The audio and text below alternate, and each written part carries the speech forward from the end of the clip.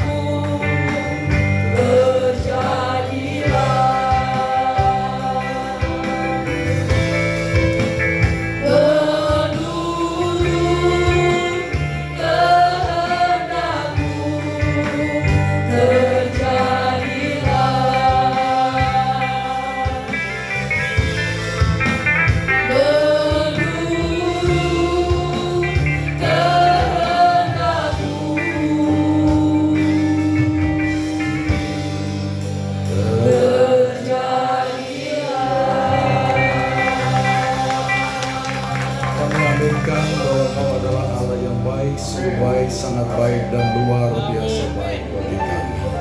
Kasih setiamu tak pernah berkesudahan dalam hidup kami. Bahkan penyertaan-Mu, pemeliharaanmu, perlindungan-Mu, penyediaan-Mu sempurna buat kami semua.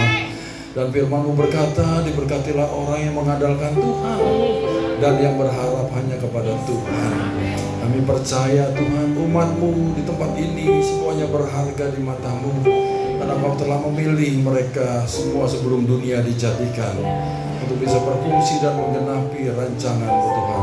Oleh karena itu kami mau belajar Tuhan dari hari ke hari tentang firman-Mu, supaya kami dapat mengenal Engkau, supaya kami dapat mengenal kasih-Mu Tuhan. Karena kami semua adalah rupa dan gambar-Mu. Semakin kami mengenal Engkau, maka kami akan mengenal diri kami sendiri, dan kami mudah untuk mengenal dan mengasihi sesama kami.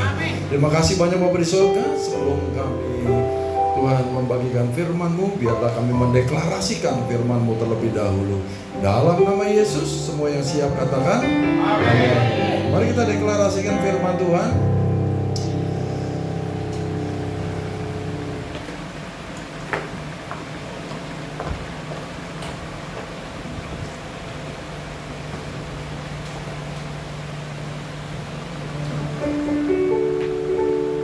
Yuk, 2, 3. Aku percaya firman-Mu berkuasa. Aku percaya firman-Mu dapat mengubah seluruh hidupku. Aku percaya firman ini adalah Tuhan sendiri. Aku siap untuk menerimanya dan melakukannya.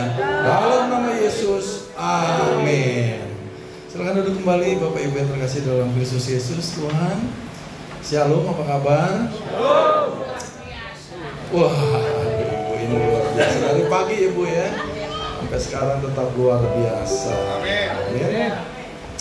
Sudah siap semua belajar seperti lagu tadi berkata kita harus belajar dari Tuhan. Amin. Ya, dan Tuhan kita adalah firman itu sendiri. Ya. Nah, temanya di siang hari ini adalah the principle of life purpose, yang artinya adalah prinsip daripada tujuan hidup. Ya. Ada seorang hamba Tuhan yang dipakai Tuhan luar biasa untuk membagikan dan menjadi berkat tentang kerajaan Allah, saudara ya, yang bernama Dr. Myles Munroe. Di dalam suatu quotes-nya dia berkata, the greatest tragedy in life is not death, but life without a purpose.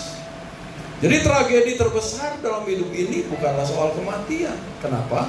Karena kalau kita mati, kita sudah pasti, saudara ya, menerima kehidupan yang kekal, karena kita telah menerima Yesus sebagai Tuhan dan Juru Selamat pribadi kita. Amin.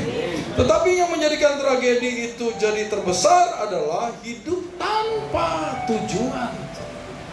Mengapa dia berkata demikian? Karena hidup tanpa tujuan, kita semua akan kehilangan arah, saudara. Bayangkan kalau saudara naik kapal, saudara, yang besar dan megah gitu ya, ada di tengah lautan tapi nggak punya kompas, saudara.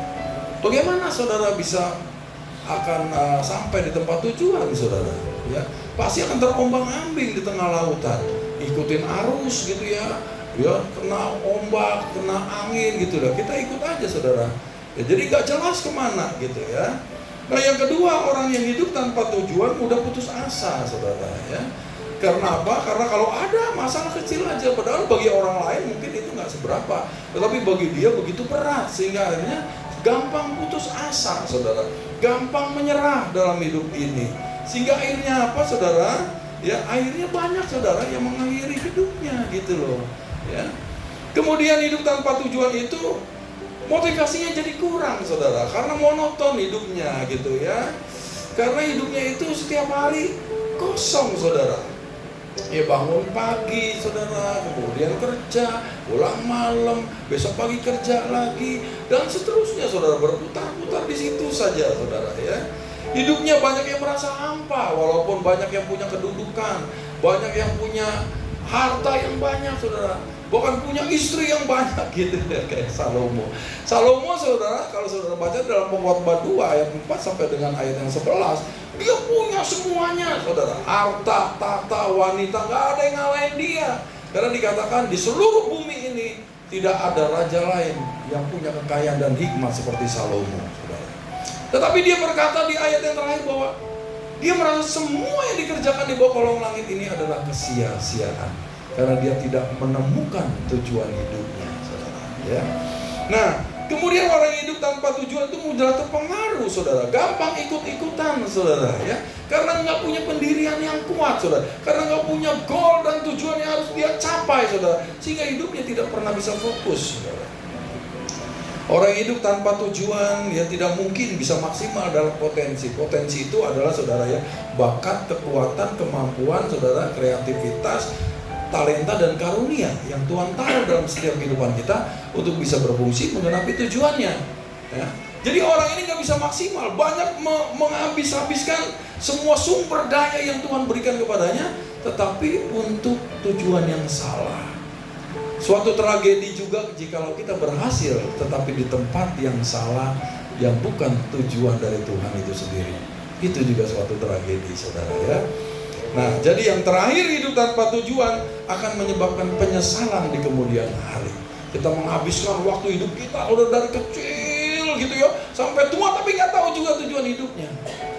Pas waktu udah mau tua baru, oh iya ya ternyata ini loh panggilan hidup saya. Ya. Jadi udah terbuang begitu banyak saudara ya.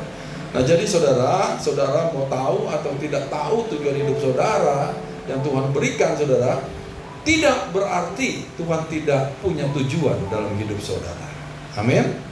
Nah tema khotbah hari ini menurut saya sangat penting karena berhubungan dengan segala sesuatu yang ada saudara ya, dan juga berhubungan dengan kepenuhan hidup atau fulfillment of life saudara ya.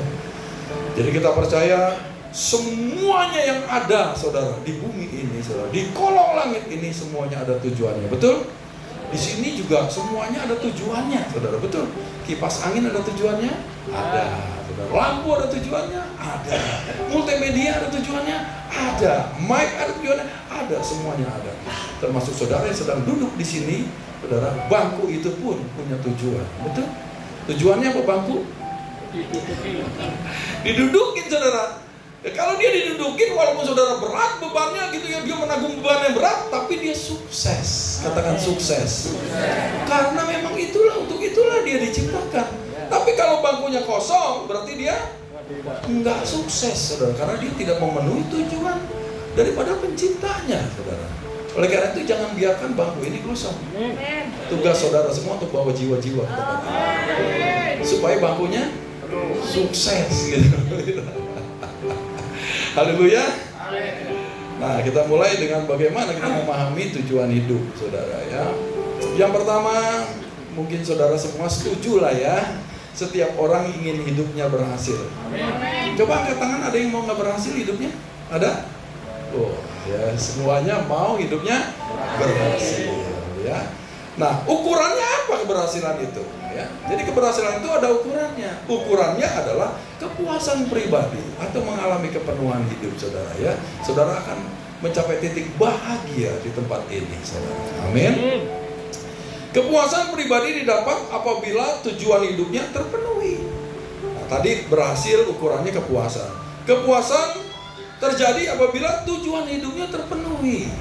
Jadi kalau nggak terpenuhi nggak mungkin bisa saudara ya, bisa bahagia.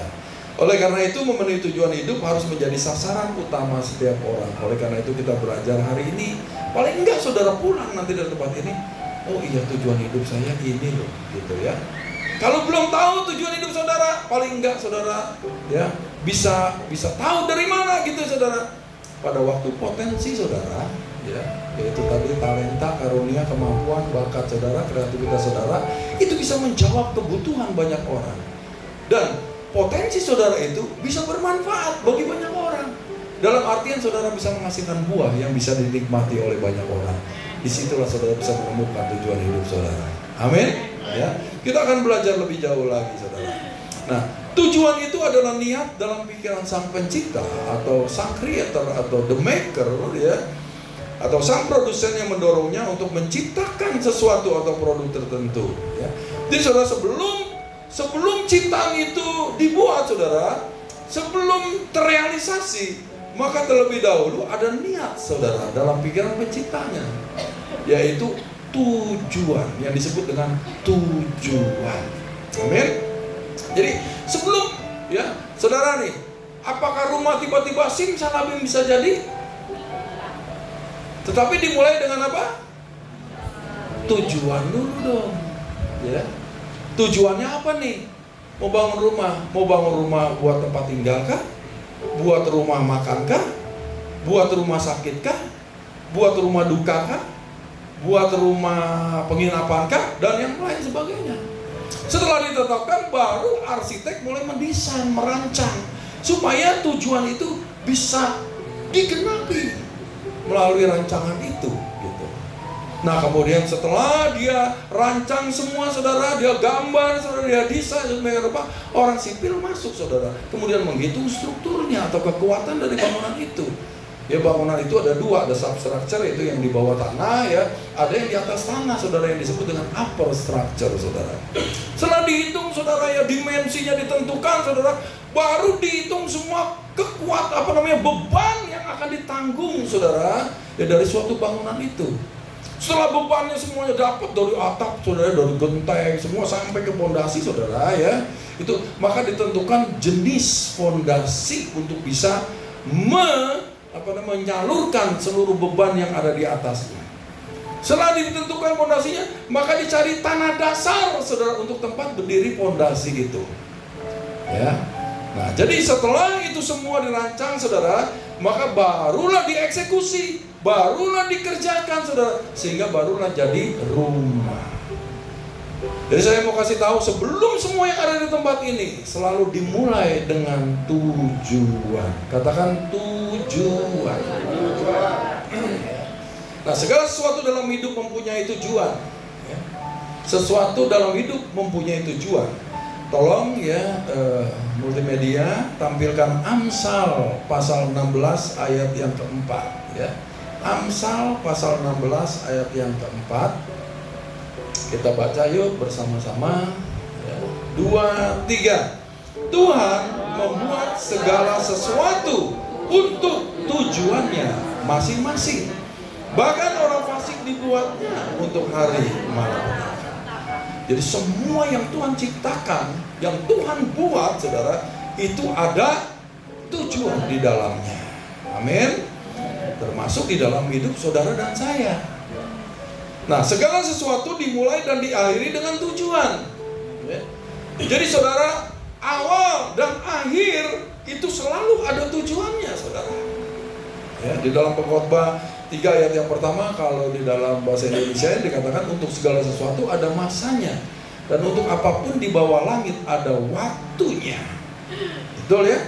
Tapi di dalam bahasa Inggris dikatakan to everything there is a season and a time to every purpose under the heaven. Jadi untuk segala sesuatu ada masanya, ada musimnya, dan ada waktu untuk tujuan, saudara. Makanya manusia juga tidak bisa hidup untuk selama-lamanya di muka bumi. Masa hidup kami 70 tahun kata doa Musa. Ya. Kalau kami kuat berapa? 80 tahun. Kebahagiaannya adalah kesukaran dan penderitaan sebab berlalunya buru-buru dan kami melayaninya. Ya. Jadi ada waktu lahir, ada waktu mati. Ada waktu check in, ada waktu. Cuman waktu itu adalah miliknya Tuhan. Ya. Dia sudah merancang kita semua saudara, bahkan menulis hari-hari yang akan dibentuk. Di dalam Mazmur 139 ayat yang ke-6 dikatakan dia sudah menulis hari-hari yang akan dibentuk dalam hidup kita di dalam kitabnya Tuhan. Jadi awal dan akhir kita sudah ditentukan saudara. Amin. Kalau kita sesuai saudara dengan kehendaknya, kita berjalan selaras dengan firman-Nya saudara, maka kita akan menggenapi tulisan-tulisan itu. Dan kita percaya tulisan Tuhan selalu bestseller adanya. Betul? Pasti saudara, tujuan Tuhan selalu adalah keberhasilan. Amin. Enggak pernah dia menciptakan kegagalan dalam kehidupan kita, karena kita serupa dan segambar dengan Allah. Kalau kita gagal, maka dia juga gagal saudara. Kata kita rupa dan gambarnya dia. Kalau kita berhasil, dia juga berhasil saudara. Makanya kalau kita sakit, dia buat program kesembuhan di kayu salib, supaya kita yang sakit menjadi sembuh oleh bilur-bilurnya. Betul saudara? Dia datang saudara supaya dia menjadi miskin, supaya kita yang miskin menjadi kaya. Karena kalau kita kaya, Allah kita juga yang dipermuliakan. Bisa katakan amin? Amin. Ya. Nah, Tuhan menciptakan kita untuk suatu tujuan tertentu, saudara ya. Segala sesuatu tadi dimulai dan diakhiri dengan tujuan, ya. Dan Tuhan menciptakan kita untuk suatu tujuan tertentu. Ya kalau kita baca, yuk tampilkan lagi Kejadian 1 ayat 26. Kejadian 1 ayat 26. Ya, kalau kebaktian kedua mungkin lebih banyak waktunya ya Pak ya. Kejadian 1 ayat 26, yuk kita baca bersama-sama ya. Kejadian 1:26.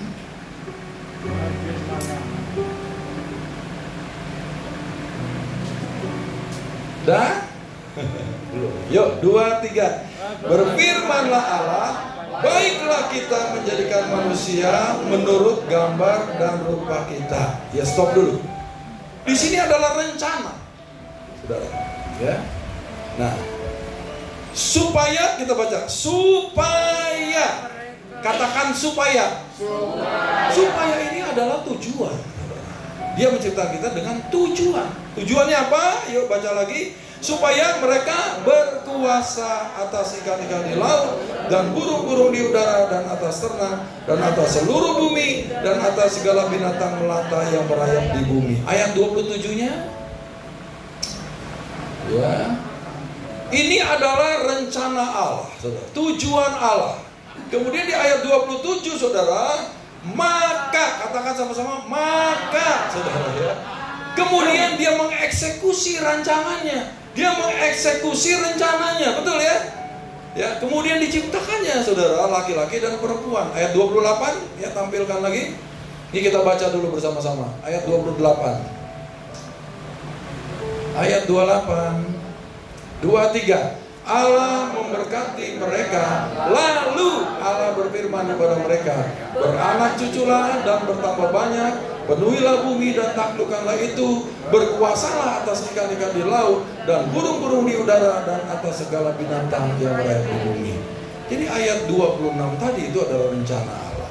Kemudian di ayat 27 dia eksekusi rencananya.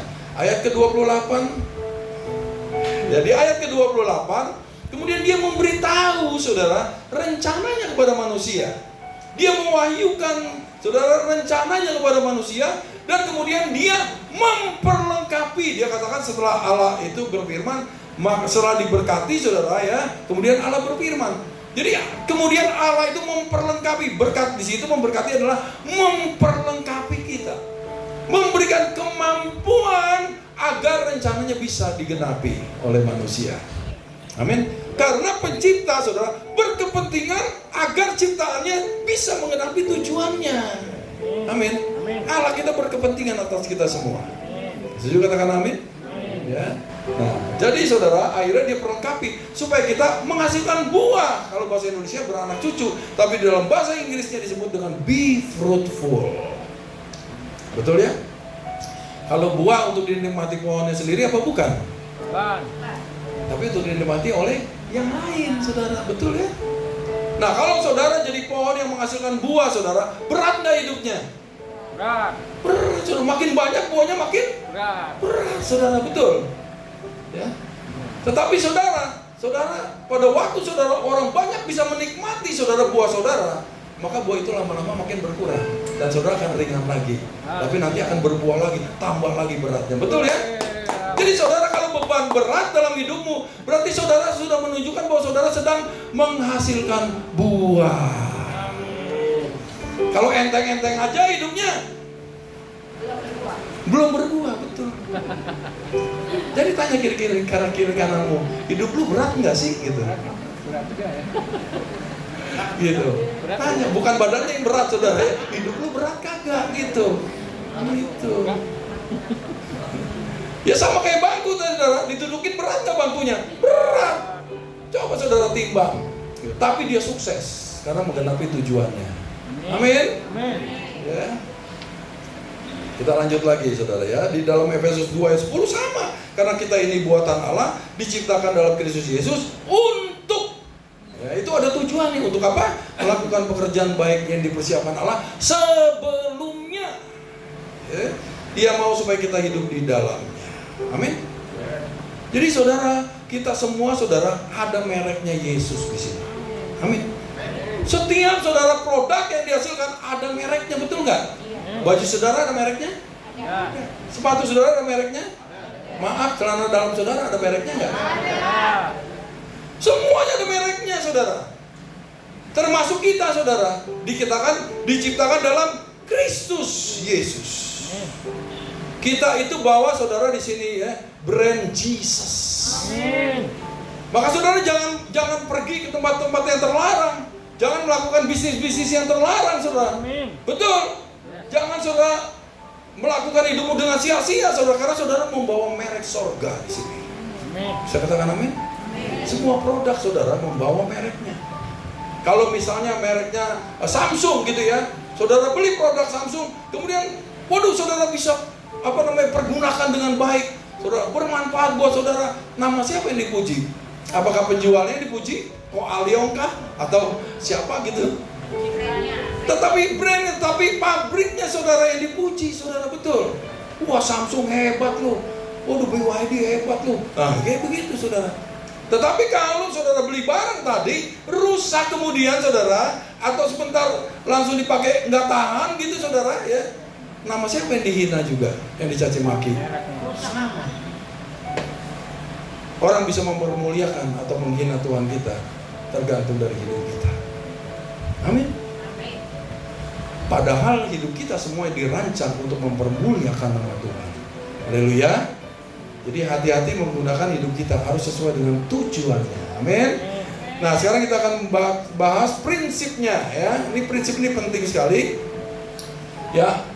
Prinsip itu adalah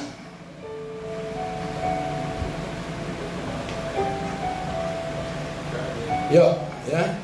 Jadi definisi prinsip itu yang menurut Kamus Besar Bahasa Indonesia adalah azas. Azas itu adalah kebenaran yang menjadi pokok dasar berpikir, bertindak, dan berperilaku, saudara. Jadi prinsip ini yang akan menentukan keseluruhan hidup kita, saudara. Nah, Dr. Myles Munroe, dia mendefinisikan prinsip sebagai kebenaran dasar dengan penerapan universal. Jadi kebenaran yang dipergunakan, yang dipakai, saudara, yang diaplikasikan di seluruh bumi ini. Kalau prinsip itu berlaku di Indonesia, berlaku di China, berlaku di Amerika, berlaku di Afrika, dan semuanya berlaku, saudara. Itu namanya prinsip, tidak bisa dilanggar.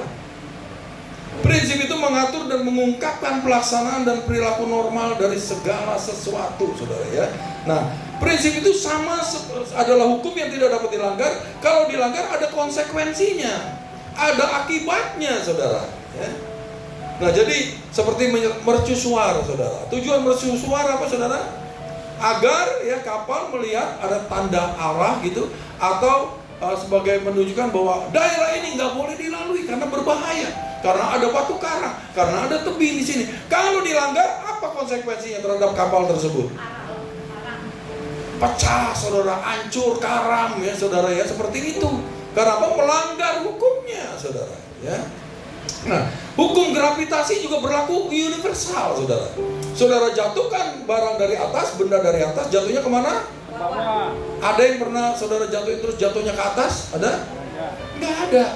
Mau di sini kayak mau di Afrika kayak mau di Asia, di mana aja, saudara, sama, saudara. Kalau dari atas jatuhnya ke bawah.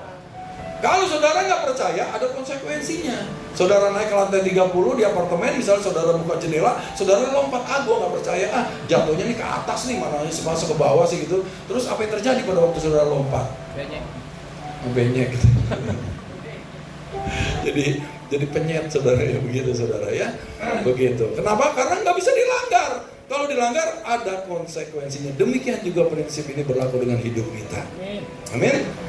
Nah, dengan juga prinsip tujuan hidup menguasai dan menunjukkan fungsi dari tujuan hidup itu sendiri.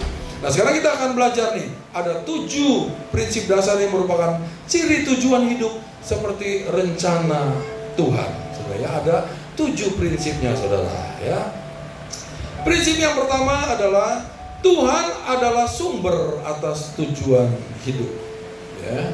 Our God is our God of purpose, saudara. Jadi Allah kita adalah Allah yang bertujuan, ya. Jadi Tuhan adalah sumber segala sesuatunya, saudara, ya.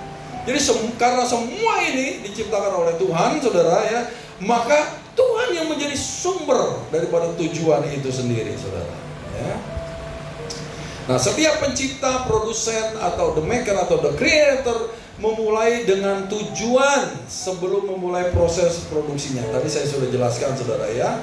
Nah, Tuhan itu adalah sumber dari tujuan hidup itu sendiri. Jadi alam ini penuh dengan bukti, saudara, bahwa ia menentukan tujuan dari sesuatu sebelum ia menciptakannya. Ya, termasuk semua yang ada di tempat ini, ya. Dimulai dengan tujuan. Ya. Nah, sebelum ada tindakan pencipta, saudara, Tuhan itu udah punya pikiran, saudara, ya, tentang mengapa, bagaimana sesuatu yang akan dia ciptakan, saudara. Jadi sebelum dia jadi pencipta pun, dia sudah merencanakan semuanya, saudara, atau banyak hal, saudara, yang akan dia firmankan untuk menjadi kenyataan. Amin. Jadi sebelum Allah berfirman, ya, dia belum disebut pencipta, saudara. Karena pada waktu dia berfirman, maka baru jadi. Betul ya, saudara? Ya. Nah, di sebelumnya itu dia udah dipenuhi dengan tujuan, rencana, saudara. Amin. Ya. Nah, jadi sifat Tuhan itu, saudara, bisa kita lihat di dalam Alkitab, bahwa dia merencanakan sebelumnya, jauh-jauh hari, saudara, sebelum terjadi dia sudah rencanakan. Ya, contohnya nih, ya, Tuhan bertujuan menyelamatkan Nuh dari air bah yang akan menghancurkan bumi sebelum ia memerintahkan Nuh membangun sebuah bahtera. Ya. Ia menetapkan Esau putra Ishak bahwa yang tua akan menjadi hamba kepada yang muda, yaitu Yakub adiknya, sebelum Ribka melahirkan mereka. Ia memutuskan bahwa putra Raja Daud yang bernama Salomo yang akan membangun bait Tuhan jauh sebelum Salomo dilahirkan. Ia menetapkan bahwa seorang perawan akan melahirkan seorang anak sebelum Roh Kudus turun ke atas Maria. Betul? 700 tahun sebelumnya sudah dinubuatkan, sudah direncanakan, saudara. Amin. Ia juga menentukan Paulus untuk menjadi pemberita Injil bagi orang-orang non-Yahudi atau bagi orang-orang yang tidak bersunat, saudara, sebelum ia mengutus Ananias untuk berdoa supaya Paulus bisa melihat kembali. Jadi udah ditaruh dahuluan, saudara, rencananya. Amin. Demikian juga hidup saudara dan saya, sudah ditaruh tujuan oleh Tuhan. Saudara mau tahu atau nggak tahu tujuan hidup saudara, bukan berarti Tuhan tidak punya tujuan atas hidup saudara. Amin. Prinsip yang kedua adalah segala sesuatu mempunyai tujuan, ya. Everything in this life has a purpose. There are no mistakes, no coincidences. Ya, segala sesuatu dalam hidup ini memiliki tujuan. Tidak ada kesalahan, tidak ada kebetulan, saudara. Di dalam Tuhan tidak pernah ada kebetulan, karena semua udah di dalam rencananya Tuhan. Amin. Jika Tuhan adalah Tuhan atas tujuan dan menciptakan segala sesuatu, maka segala sesuatu dalam hidup mempunyai suatu tujuan. Katakan amin. Ya, saudara, belatung punya tujuan kah, saudara? Saudara jijik nggak kalau melihat belatung? Kejijikan kita terhadap belatung, saudara, tidak membatalkan tujuan Tuhan atas belatung itu. Betul. Saudara tahu tujuan belatung diciptakan? Dia tuh menguraikan sesuatu yang mati, sesuatu yang busuk kembali kepada sumbernya. Betul ya? Belatung dipakai juga, saudara, ya, di dalam kedokteran untuk, saudara, yaitu memakan sesuatu organ-organ yang sudah busuk, yang sudah rusak, saudara. Kemudian setelah itu, saudara, akhirnya tumbuh kembali organ yang baru. Di dalam kepolisian, saudara, dipakai, saudara, di dalam forensik dipakai untuk menentukan belatung itu berapa lama mayat ini sudah mati. Jadi bisa ketahuan, oh ternyata udah berapa hari yang lalu, oh ternyata udah berapa minggu yang lalu, oh ternyata udah berapa tahun yang lalu. Gitu. Itu bisa ketahuan dari belatung, saudara, gitu, ya. Nah, semut, saudara, diciptakan Tuhan untuk apa? Supaya orang malas belajar. Hai pemalas, belajarlah kepada semut, jadilah bijak dan perhatikan lakunya. Betul? Semut itu, saudara, kalau saudara tahan gitu ya, dia pasti naik gitu. Betul ya? Saudara tahan lagi, dia naik lagi, saudara. Saudara pernah lihat semut berhenti jalan, saudara? Hah? Ada? Yang, udah kalau ada hambatan, udah gua healing dulu dah, aduh capek nih hidup nih, aduh gitu ya, saudara. Ada begitu? Makanya dia tuh terus, saudara, ya begitu. Betul ya? Makanya semut aja diciptakan untuk orang malas bisa belajar. Betul ya? Jadi kalau saudara misalnya nginjek semut gitu, saudara, karena saudara nggak tahu tujuannya, saudara. Betul ya? Saudara ada nyamuk, tepok aja saudara kayak begitu gitu ya. Karena kita nggak tahu tujuannya. Betul ya? Nah, saudara, Jadi hanya karena kita tidak mengerti tujuan hidup sesuatu makhluk, tidak berarti ia tidak memiliki tujuan hidup. Saudara mau berputar-putar di bumi ini, saudara nggak tahu tujuan saudara, bukan berarti Tuhan tidak punya tujuan terhadap hidup saudara. Amin. Ya, saudara ya. Jadi semuanya itu saudara ada tujuannya. Bahkan binatang, tanaman diciptakan untuk menyeimbangkan ekosistem di bumi ini. Betul? Kalau ada salah satu yang terganggu, maka ekosistem akan terganggu. Betul? Makanya terjadi saudara, panas bumi naik saudara ya, iklim yang tidak jelas sekarang gitu ya, sering terjadi malapetaka yang besar. Kalau topan makin dahsyat saudara, angin makin ribut saudara sekarang. Waduh saudara ya, banjir bandang semakin hebat di mana-mana gitu. Karena apa? Ekosistemnya terganggu saudara ya. Nah, prinsip yang ketiga, tidak semua tujuan diketahui saudara ya. Saudara setuju nggak? Enggak semua tujuan diketahui, betul? Kalau saudara tahu semua tujuannya, saudara jadi siapa? Jadi Tuhan, saudara. Betul ya? Oleh karena kita masih jadi manusia, maka kita banyak nggak tahu tujuan sesuatu, saudara ya. Nah, saudara, contohnya Yunus, saudara. Yunus ya. Yunus itu adalah seseorang yang dipanggil Tuhan untuk pergi kemana? Ke Niniwe. Untuk apa? Menyampaikan pesan Tuhan. Karena bangsa Niniwe ini udah jahat sekali dan kejahatan sudah naik sampai ke langit saudara. Sehingga Tuhan mengutus Yunus untuk menyampaikan bahwa kalau tidak bertobat, maka hukuman Tuhan akan datang kepada Niniwe. Tetapi karena Yunus saudara benci saudara dengan orang-orang Niniwe, malah dia kabur menjauhi saudara rencana Tuhan saudara. Dia malah pergi kemana? Ke Tarsis. Dia ke Yapo, dia naik kapal saudara, kapal laut, kemudian dia berlayar ke Tarsis saudara. Itu kalau saya lihat saudara di Google itu bisa sampai 2.000 sampai 3.000 kilometer jaraknya saudara. Jadi jauh banget gitu loh saudara ya. Tetapi apa yang terjadi pada waktu dia menghindar dari rencana Tuhan, dari tujuan Tuhan, maka Tuhan mengirimkan angin ribut saudara, sehingga itu terjadi badai yang dahsyat saudara, dan akan menghancurkan kapal yang dimuati oleh Yunus saudara. Kemudian nakoda dan juga awak kapal saudara, ABK-nya gitu saudara ya, itu berteriak-teriak semua orang yang di kapal itu ya kepada Allahnya masing-masing saudara, minta pertolongan agar tidak binasa saudara karena badai itu. Tetapi semakin mereka berteriak, semakin besar badai itu datang saudara. Akhirnya dibuangin semua muatan kapal saudara, dibuang semua bahan makanan, semuanya barang-barang yang ada di kapal dibuang saudara ke laut. Tetapi apakah itu bisa mengurangi badai itu? Tidak saudara, makin hebat saudara. Kemudian nakoda ya cari-cari nih ya, nih siapa nih ya kira-kira yang salah gitu ya. Dia lihat saudara ke bawah, ternyata Yunus ada di bawah saudara, ruangan paling bawah. Kemudian dia tidur dengan nyenyak. Kenapa dia bisa tidur? Karena dia tahu yang bikin gara-gara siapa? Dia. Maka kalau saudara tahu hidup saudara, tujuan hidup saudara, walau badai apapun datang, saudara tahu goalnya. Amin. Maka hidup saudara bisa penuh dengan damai sejahtera. Hidup saudara bisa tenang walaupun ada badai mengamuk di sekeliling kita, saudara. Betul. Tapi karena ini nggak tahu saudara, waduh mereka ketakutan semua saudara. Mereka berteriak-teriak, tapi Yunus santai tidur gitu saudara ya. Akhirnya dibangun saudara, bangun loh gitu loh. Ya orang-orang pada berteriak-teriak, kapal udah mau hancur, lu tidur aja gitu saudara ya. Kemudian Yunus ditanya, lu siapa? Dari mana? Dari bangsa apa? Dari negara apa? Apa pekerjaan lu? Gitu kira-kira ya. Kemudian Yunus bilang, saya orang Ibrani. Itu, saya menyembah Allah yang menciptakan langit, bumi, daratan, dan lautan. Mereka semakin takut. Karena mereka sebetulnya udah tahu. Ya karena pada waktu dia mau naik kapal, dia udah ditanyain sebetulnya. Ya, kenapa lu mau berlayar? Karena dia mau menjauhi hadirat Tuhan. Betul ya? Kemudian dibuang undi. Ini siapa nih ya? Dibuang undi. Wah, yang lain gak kena. Ternyata yang kena siapa? Yunus. Ini nih pembawa sialnya nih, si Yunus gitu ya. Nah, sekarang gimana dong? Ya.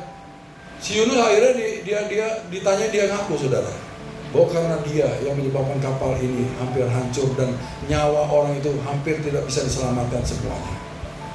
Akhirnya dia bilang, lemparkan aku ke dalam laut, maka selesai semua badai ini. Tapi mereka nggak mau berbuat dosa. Dengan melemparkan Yunus saudara ke dalam laut, berarti dia membunuh Yunus saudara, betul, dan berdosa. Kemudian mereka udah coba dayung lagi, saudara, dayung lagi. Ternyata saudara ya, itu badai itu udah nggak bisa berhenti lagi saudara. Wah, semakin keras mengamuk. Akhirnya dilemparkanlah si Yunus saudara ke dalam laut. Maka pada waktu dilempar saudara ke dalam laut, biur gitu saudara ya.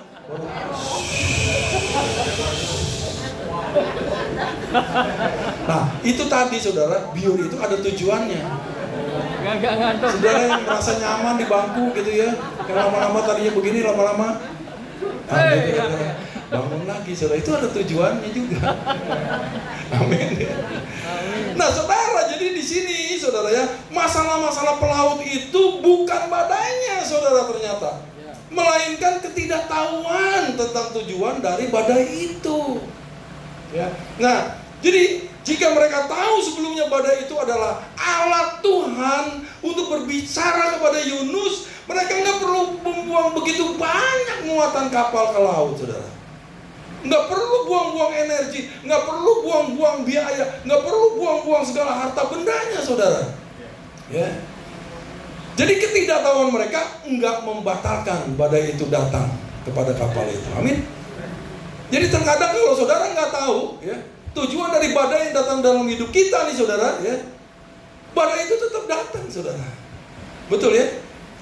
Tapi saudara, respon saudara akan berbeda. Saudara. Amin. Ya.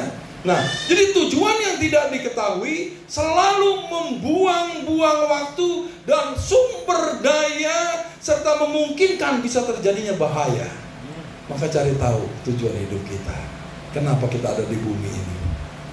Why am I here? Betul ya? What am I doing in here? Nah, itu penting banget saudara. Saya berharap setelah khotbah ini, saudara paling enggak, saudara bisa tahu apa sih sebetulnya tujuan hidup saya di bumi ini, gitu ya. Nah, prinsip yang keempat saudara, jika tujuan tidak diketahui, penyalahgunaan terjadi. When purpose is not known, ya, abuse is inevitable, saudara. Ya. Jadi kalau tujuannya nggak tahu, saudara, maka terjadi abuse, saudara. Abuse itu terdiri dari dua kata, abnormal, use.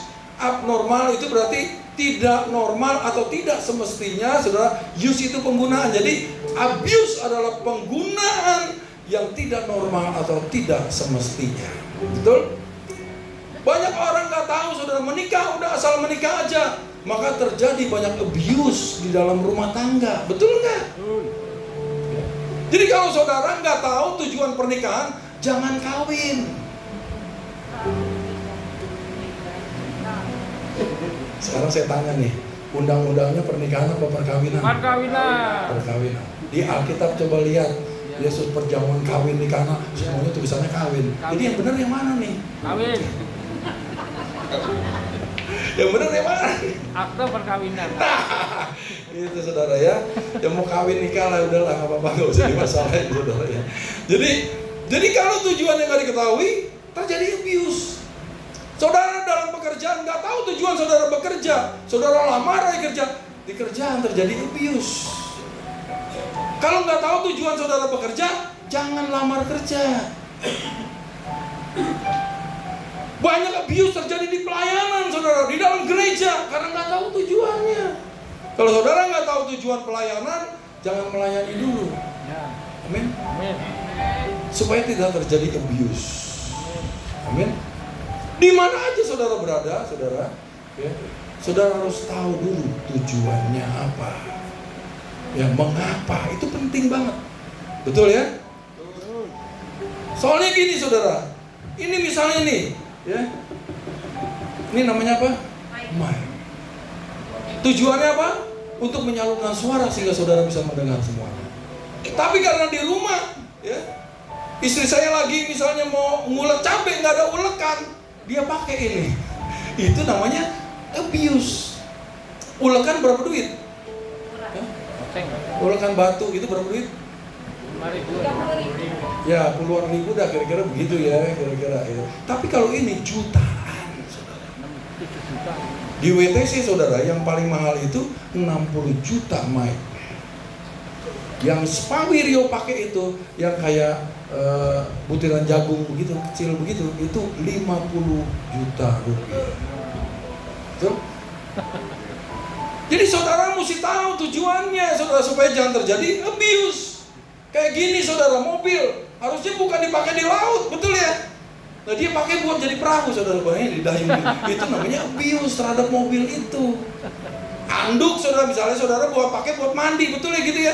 Tapi saudara pakai buat ngelap mobil, itu juga abuse saudara, betul ya? Makanya jangan sampai terjadi abuse saudara. Di dunia ini banyak terjadi abuse saudara. Karena apa? Ya itu, tidak tahu tujuannya.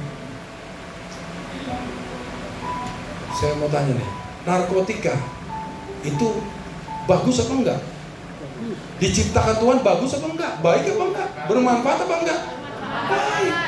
Kalau dipakai sesuai saudara, dengan prosedur yang normal, dengan tujuannya saudara. Di rumah sakit bayangin kalau nggak ada heroin saudara. Saudara mau di apa namanya? Iya, mau dibius, mau dioperasi saudara. Saudara bayangin saudara. Ya, saudara di black tapi nggak dalam keadaan sadar gitu saudara. Terus gimana rasanya? Ya kayak begitu. Dipotong kakinya tapi dalam keadaan sadar gitu misalnya. Waduh.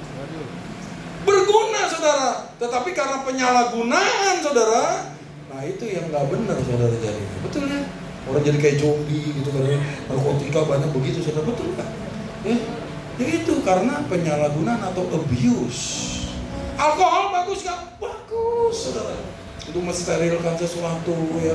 Untuk bahkan di Timotius bilang kalau ada gangguan perjalanan, minumlah sedikit itu anggur nggak apa-apa. Betul. Tapi kalau minumnya saudara 10 botol, 12 botol saudara, ya abuse itu namanya. Betul ya, makanya banyak yang digot-got gitu saudara. Aduh, dari mana nih? Aduh, gitu. Ya itu gara-gara abuse. Ya betul, semuanya itu Tuhan ciptakan sungguh baik adanya. Amin. Nah, Simon juga pernah tuh di Kisah Para Rasul, ahli sihir nih. Gara-gara Filipus memberikan Injil Kerajaan Sorga, bertobat dia. Udah orang terkenal saudara, dia kaya raya saudara. Gitu, semua orang ngikutin dia, muja-muja dia karena hebat sihirnya. Tapi karena dia bertobat saudara, ya, dia dibaptis akhirnya. Tapi pada waktu Petrus dan Yohanes datang, mereka melihat mereka baru dibaptis dalam nama Yesus, belum dibaptis Roh Kudus. Kemudian ditumpangin tangan saudara, kemudian mereka menerima karunia Roh Kudus. Mereka bisa berbahasa lidah gitu ya. Kemudian si Simon melihat ini, karena dia memang biasanya cari duit saudara. Jadi dia pikir, waduh, nih bisa nggak gue beli nih penumpangan tangan nih, supaya gue nanti numpangin tangan orang bisa dapat duit dari situ.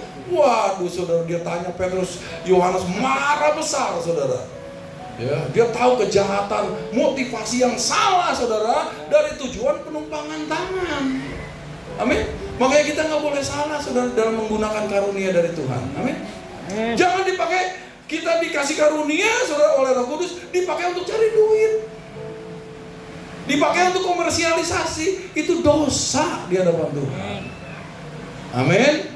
Kita dapat percuma saudara, kita berikan lagi dengan cuma-cuma. Haleluya. Supaya jangan terjadi abuse. Ya. Saudara makan juga gitu saudara. Makan bagus nggak makanan? Tapi kalau saudara makannya 3 piring sekali makan, gitu ya. Nah, itu abuse buat tubuh saudara. Betul. Sekarang orang mati saudara, orang sakit gara-gara makan. Kalau zaman dulu, zaman saya masih kecil, orang sakit karena kekurangan makan. Sekarang karena kelebihan makan. Lo belajar sama ibu, supaya diet gitu kayak gitu ya. Itu. Nah, sekarang prinsip yang kelima, ya. Jika Anda ingin mengetahui tujuan dari sesuatu, jangan tanyakan kepadanya. Kalau saudara nanya nih, sama sebelah saudara, tujuan hidup lu apa sih gitu ya? Itu sama kayak orang buta menuntun orang buta.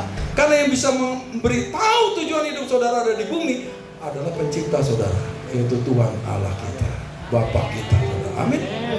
Ya. Jadi jangan pernah nanya, bangku nggak bisa nanya sama bangku. Lu kenapa ada di sini? Jadi juga bingung. Saudara Saudara tanya sama pembuat bangkunya dong, tujuannya apa sih? Gitu loh, baru tahu. Betul ya? Nah, jadi saudara, contohnya tuh Ayub, saudara. Ya, suatu kali dia dicobai, saudara, Allah mengangkat pagar perlindungannya. Makanya kalau saudara sekarang aman-aman, saudara ada pagar perlindungan dari Tuhan. Amin. Tapi kalau dicabut, saudara, waduh, dalam sekejap aja saudara itu anaknya mati semua 10 orang. Hartanya ludes semuanya, saudara. Semua aset-asetnya habis dijarah, saudara.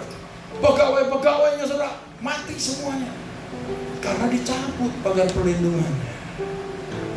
Ya, makanya kasih karunia kalau kita sekarang aman-aman, saudara. Amin.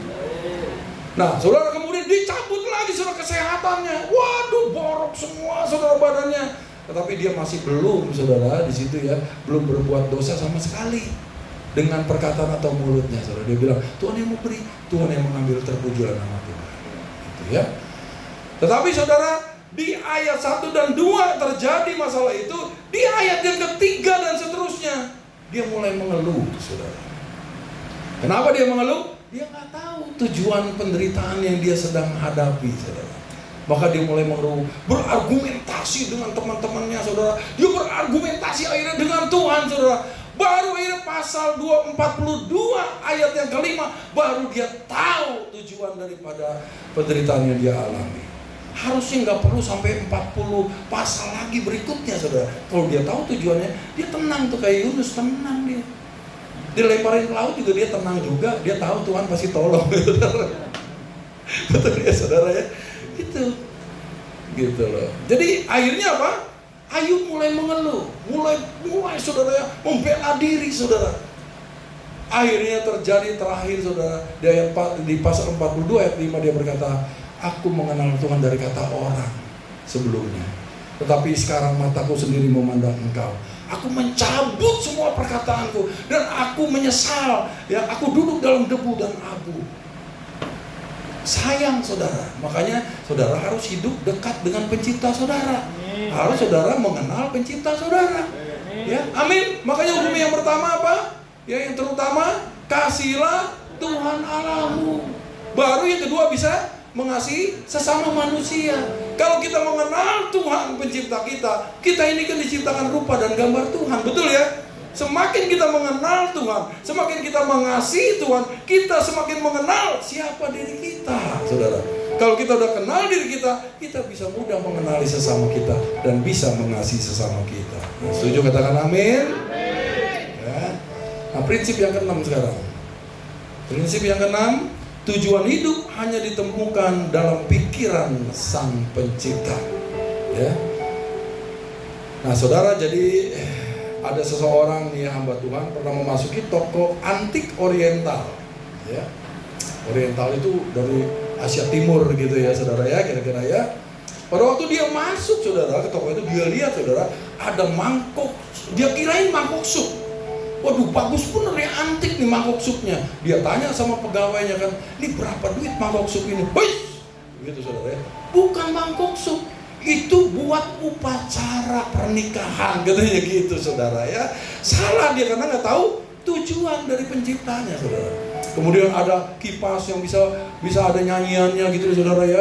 Waduh, enak nih ya, kipas ini buat ngadem gitu, saudara ya. Dia tanya lagi, berapa duit kipas ini buat ngadem nih gitu ya. Wih, bukan, dia bilang begitu ya. Kipas ini buat gituin kemenyan, dupa, ya, untuk upacara keagamaan. Salah lagi dia, saudara. Ketiga dia lihat lagi, ada bangku kecil nih, sekotak nih, bagus loh, cakep bener, ukirannya cakep bener. Waduh, dia tanya lagi, berapa duit nih bangku ini buat duduk, katanya saudara. Bukan, gitu lagi. Dia salah lagi ketiga kali. Ini buat menyambut tamu kehormatan, kita duduk di sini, minum teh dan segala macam gitu, saudara. Jadi kalau tujuan nggak diketahui, saudara ya, itu abuse bisa terjadi, betul ya? Gitu, penyalahgunaan terjadi, saudara ya. Masa barang mahal-mahal buat sesuatu yang murah gitu ya. Nah, jadi makanya saudara ya, itu tujuan itu bisa ditemukan dalam pikiran Sang Pencipta. Alkitab adalah pikiran Tuhan kita. Amin. Ya. Pikiran yang tertulis dari Allah kita itu namanya Alkitab. Maka kalau saudara mau tahu tujuan hidup saudara, baca tuh Alkitab, pelajari itu Alkitab. Ya, saudara, firman Tuhan adalah Tuhan sendiri. Pada waktu saudara bersekutu dengan firman, saudara sedang bersekutu dengan Tuhan. Saudara sedang membangun hubungan intim dengan Sang Pencipta saudara, sehingga saudara bisa tahu apa sebetulnya tujuan hidup saudara. Bisa katakan amin? Makanya kalau saudara beli barang, misalnya TV gitu ya, pada waktu saudara unboxing, yang saudara lihat pertama apa? Ada manual booknya, betul? Buku petunjuk penggunaan. Ya, ada fitur-fiturnya di situ. Ya, ada spare partnya, apa namanya, ada tujuan dari spare partnya, fungsi-fungsinya, kemudian bagaimana cara mengoperasikannya, kemudian ada larangannya. Oh, jangan direndam di dalam air gitu misalnya gitu saudara ya. Nah, terus juga ada pertanyaan-pertanyaan yang berhubungan dengan alat itu gitu. Dan yang terakhir adalah garansi. Kalau saudara melakukan semuanya sesuai dengan buku petunjuk itu, pengoperasian itu, maka kalau ada kerusakan digaransi oleh pabrik pembuatnya. Betul ya? Saudara bisa bawa dan diperbaiki kembali gitu loh ya. Nah, jadi saudara ya, menurut survei, tapi ternyata kalau saudara nih beli handphone misalnya, saudara, siapa yang baca buku petunjuknya di sini? Ada? Yang baca manual booknya? Saya yakin semuanya langsung dibuka, langsung dipakai. Betul nggak? Iya kan? Karena merasa udah tahu. Padahal belum.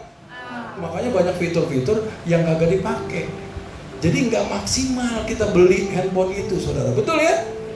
Gitu. Jadi memang di Indonesia disurvei 15%-nya saudara ya, itu yang membaca.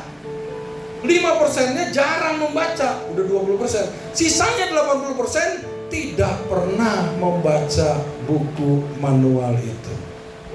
Makanya hidup kita banyak terjadi masalah, betul ya? Sulit untuk cari jalan keluarnya, sulit untuk tahu gitu loh saudara bagaimana mengatasinya. Karena apa?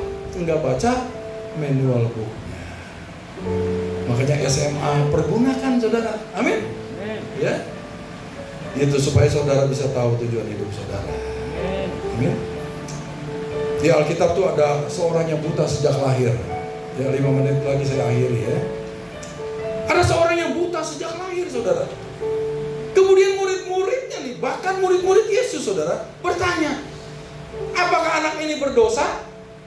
Apakah orang tuanya yang berdosa sehingga anak ini dilahirkan buta? Yesus bilang bukan. Anak ini dilahirkan buta untuk menyatakan kemuliaan Tuhan. Betul? Jadi mereka yang nggak tahu, murid-muridnya nggak tahu. Jadi kalau orang nggak tahu, sering menghakimi orang lain. Padahal ada tujuan di balik masalah yang terjadi. Jadi jangan cepet-cepet menghakimi orang. Amin. Saudara nggak tahu tujuan Tuhan. Tapi pada waktu tujuannya tergenapi, dia keluar dari situ saudara. Saudara, itu pintu-pintu berkat mujizat semua dinyatakan saudara. Amin. Ya. Jadi saudara harus mengerti betul-betul. Ya. Jadi akhirnya orang buta itu disembuhkan dan memang mempermuliakan nama Tuhan saudara. Ya. Yang terakhir, prinsip yang ketujuh, tujuan hidup itu adalah kunci menuju kepuasan. Great satisfaction comes when you feel related to some greater purpose in life, something greater than you. Kepuasan yang besar datang ketika Anda merasa terhubung dengan tujuan yang lebih besar dalam hidup, sesuatu yang lebih besar dari diri Anda sendiri, saudara. Ya. Naaman, saudara, kena penyakit kusta, ada tujuannya nggak? Ternyata tujuan terakhirnya saudara, setelah dia dipulihkan, dia mempermuliakan nama Tuhan. Dan dia tidak mau lagi menyembah ya Baal saudara, tapi dia menyembah hanya Tuhan saja. Saya katakan amin. Ya. Yuk mari kita bangkit berdiri saudara. Udah waktunya kita nyanyikan Indah Rencanamu Tuhan.